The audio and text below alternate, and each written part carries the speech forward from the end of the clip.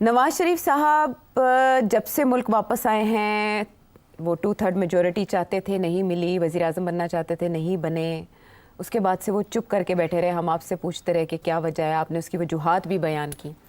General فیض کی گرفتاری کے بعد ہمیں ایسے لگتا تھا کہ نون لیگ اپنے بیانیے میں جان ڈالے گی کہ دیکھا جو ہمارے ساتھ ہوا، پھر آخر کار وہ اپنے کیفر کردار کو پہنچے. آج جب نون لیگ کی طرف سے یہ رپورٹ کیا گیا کہ 2 بجے کے قریب نواز شریف صاحب کی اور مریم نواز صاحبہ کی پریس کانفرنس ہے، تو سب کو یہی لگا کہ جنرل فیض کے حوالے سے وہ کچھ انکشافات کریں گے، کیونکہ نواز شریف صاحب ہمیشہ کہتے تھے میرے سینے میں کچھ راز ہیں، میں وقت آنے پر بتاؤں گا. شاید وہ وقت آ گیا، لیکن جب وہ اسکرین پر آئے، ایک تو تاخیر سے آئے، اس کے بعد انہوں نے وہی معمول کے مطابق کہ مجھے کیوں نکالا. اور 2017 میں حالات بہت اچھے تھے، بہتر تھے، اس میں کوئی شک نہیں ہے، مہنگائی کے حوالے سے یا جو بھی انہوں نے ذکر کی، لیکن نام نہیں آیا ان کی زبان پہ جنرل فیض کا. نواز شریف صاحب کیا سوچ رہے ہیں؟ ارے مجھے کیوں پوچھ رہی ہو؟ میری تو ان سے ملاقات ہوئے میرا خیال ہے 3 مہینے ہو گئے. آپ کا ہیش ٹیگ ہے مجھے کیوں پوچھ رہی ہو، اس لیے کہ آپ انالیسس دیں. نہیں، میں انالیسس دیتا ہوں، مگر مطلب اتنا ڈائریکٹ آپ نے مجھے کہہ دی، وہ چپ کیوں ہے؟ وہ کیا سوچ رہے ہیں نا، دیکھیں آپ مجھے بتائیں. وہ پہلے گفتگو کرتے تھے، جب آپ کی ملاقات ہوئی ہوگی تب بات کرتے ہوں گے سیاست کے حوالے سے. جنرل فیض کے حوالے سے بھی شاید آپ کا کبھی ذکر آیا نہیں، آپ میرا خیال ہے یہ اسپیکولیشن کی طرف مت جاؤں. ہاں، یہ ہوتا ہوگا، وہ ہوتا ہوگا، ایسی کوئی بات نہیں ہے. کچھ باتیں ہوتی بھی تھیں، کچھ نہیں بھی ہوتی تھی. چلیں اب میں کوشش کرتا ہوں آپ کے جواب دینے کی وداؤٹ ریفرنس ٹو کہ انہوں نے مجھے کیا کہا یا نہ کہا. وہ رہنے دیں. میں اپنی سوچ ان کے بارے میں، میری سوچ.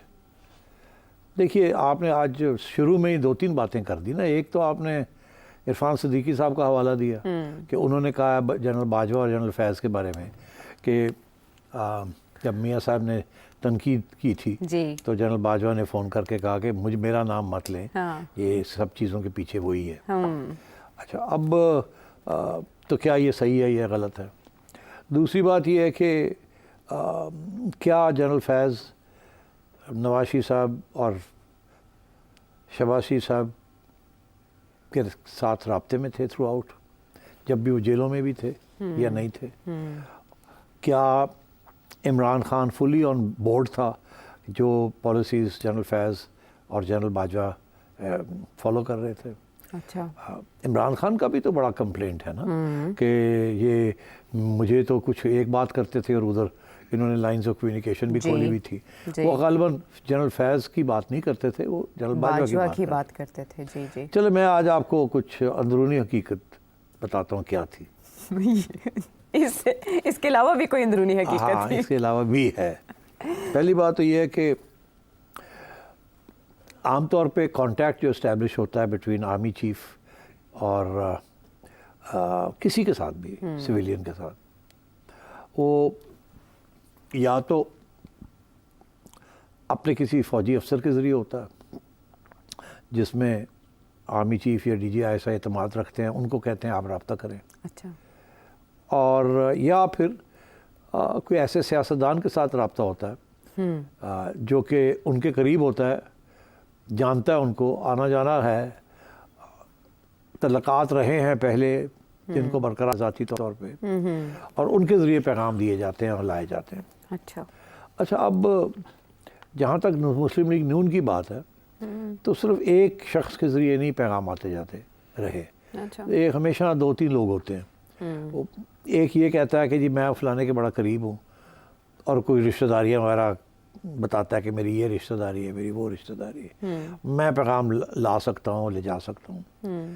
کچھ لوگ ہوتے ہیں جو سیاسی طور پہ آفر کرتے ہیں کہ میرے پاس ایسی صلاحیت ہے کہ میں ریچ آؤٹ کر سکتا ہوں، پیغام دے سکتا ہوں. اچھا. تو یہ پیغام لانے والے جانے والے مل جاتے ہیں. اچھا، اب نون لیگ کے اندر ایک صاحب ہیں جنہوں نے تو کافی کھلے عام بات یہ کہی تھی کہ وہ جنرل باجوہ کے ساتھ ان کے تعلقات تھے.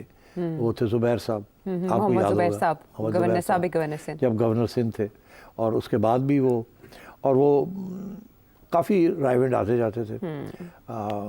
اور ان کا یہ کہنا تھا کہ ان کی ملاقاتیں ہوتی رہی جنرل باجوہ کے ساتھ. ٹھیک، انہوں نے جنرل فیض کی بات کبھی نہیں کی تھی، جنرل باجوہ کی بات ہی کرتے تھے. جی. اس طریقے کے ساتھ مجھے خود میرا ذاتی علم ہے کہ لاہور میں جو اسٹیشن کمانڈر تھا ISI کے وہ تبدیل ہوتے رہتے ہیں، مگر جو بھی تھے جو وہ شہباز شریف کے ساتھ جیل میں بھی رابطے میں تھے. اچھا. اور اس کے بعد بھی جب وہ تبدیل ہو گئے اور کوئی نیا اسٹیشن کمانڈر آ گیا تو وہ بھی رابطے میں رہے ہیں شہباز شریف صاحب کے ساتھ. جی. اور پھر محسن نقوی صاحب کے ذریعے بھی رابطے اسٹیبلش کیے گئے تھے، کیونکہ محسن نقوی صاحب اسٹیشن کمانڈرز کے کافی قریب رہے ہیں. جو بھی یہاں اسٹیشن کمانڈر آتا تھا محسن نقوی صاحب ان کے قریب ہوتے تھے. تو پھر محسن نقوی صاحب نے بھی اسی لیے ایک آگے جا کے ایک سیاسی رول ادا کیا اور یہ جو سارا الائنس تھا اس کو اسٹریچ اپ کیا. جب باجوہ صاحب کی پالیسی یا فیض کی پالیسی تبدیل ہوئی یا ہونے جا رہی تھی تو اسی لیے محسن نقوی صاحب کو بہت اس کا انعام بھی ملا ہے کیونکہ انہوں نے بہت اہم رول ادا کیا تھا. تو میں یہ سمجھتا ہوں کہ آنا جانا رہا. میاں صاحب کے ساتھ بھی ان کے علاوہ بھی کچھ لوگ تھے جن کے تعلقات تھے باجوہ صاحب کے ساتھ یا باجوہ صاحب کے فادر ان لاء کے ساتھ.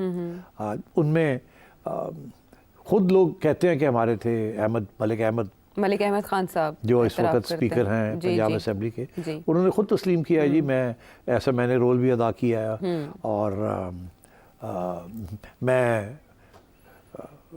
بڑا قریب تھا جنرل باجوہ کے. جی. اور جب وہ ایکسٹینشن نہیں چاہتے تھے وہ بہت سی باتیں کی انہوں نے. تو ظاہر ہے وہ بھی ایک آتے جاتے تھے جی. لنڈن میں آتے جاتے تھے اور ادھر بھی زبیر آتے جاتے تھے مریم کو ملنے رائے گنج میں. تو بات تو چل رہی تھی، کچھ نہ کچھ تو چل رہا تھا ادھر سے یا ادھر سے. تو اسی لیے خان صاحب بھی تھوڑے پریشان تھے کہ یار ایک ہی گل ہے، مجھے تو یہاں یہ بات ہو رہی ہے اور وہاں رابطے کھلے ہوئے ہیں. اور بائی دی وے رابطے صرف کیونکہ اسٹیشن کمانڈر جو ہوتے ہیں وہ DG ISI کو یا DGC کو رپورٹ کرتے ہیں، پھر وہ آگے DG ISI کو کرتے ہیں کبھی کبھی. اور اس وقت ایک سٹیج پہ جنرل فیض جو تھے وہ DGC تھے، پھر اس کے بعد وہ پروموٹ ہوئے ٹو DG ISI. تو جنرل فیض کے رابطے رہے ہیں ود مسلم لیگ. اچھا. اسی لیے آج حامد میر صاحب میں نے سنا ہے انہوں نے کہا ہے کہ فیض کا یہ کہنا ہے کہ میں نے تو ان کے لیے یہ کیا وہ کیا، میں نے تو نواز شریف کو باہر بھیجوا دیا اور پھر دیکھو انہوں نے میرا نام لے لیا اور یہ کیا. ایسی ہے نا.